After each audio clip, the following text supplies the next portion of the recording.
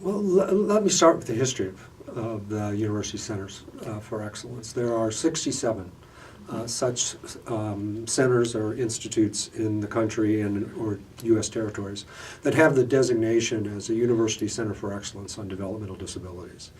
And that designation comes with a grant from the Administration on Community Living and the Administration on Intellectual and Developmental Disabilities in the U.S. Department of Health and Human Services. Every state has one, and a number of territories have one. A few states, California, New York, Georgia, some of the larger, Florida, some of the larger states have two or even three. Most states, like Indiana, have one. Now, the history of why there's a University Center for Excellence is in any state is somewhat unique. And it actually comes from the John Kennedy administration. As you know, many people know, John Kennedy had a sister, Rosemary, who had a developmental disability.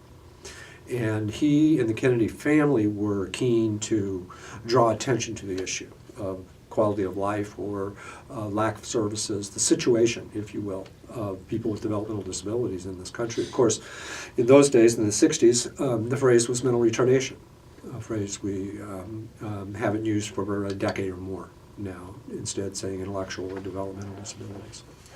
Well, I believe it was in 1962, Kennedy was preparing for the State of the Union address.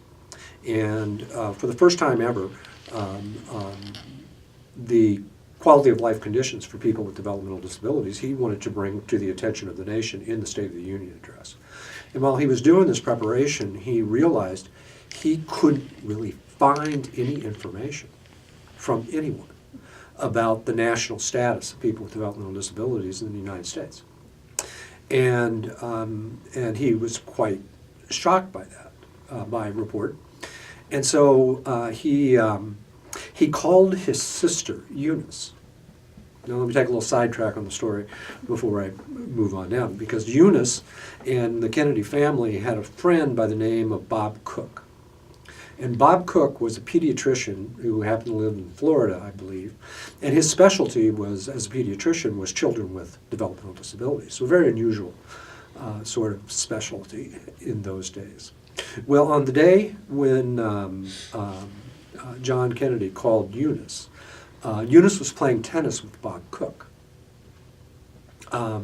And they got on the phone, and the president said he couldn't believe he couldn't find any information. What should we do about this?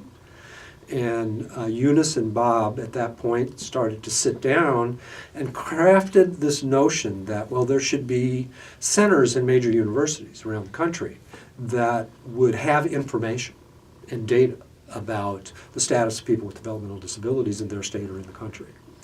And that notion grew as a piece of legislation called the Developmental Disabilities Act. There's a longer title, I'm not remembering.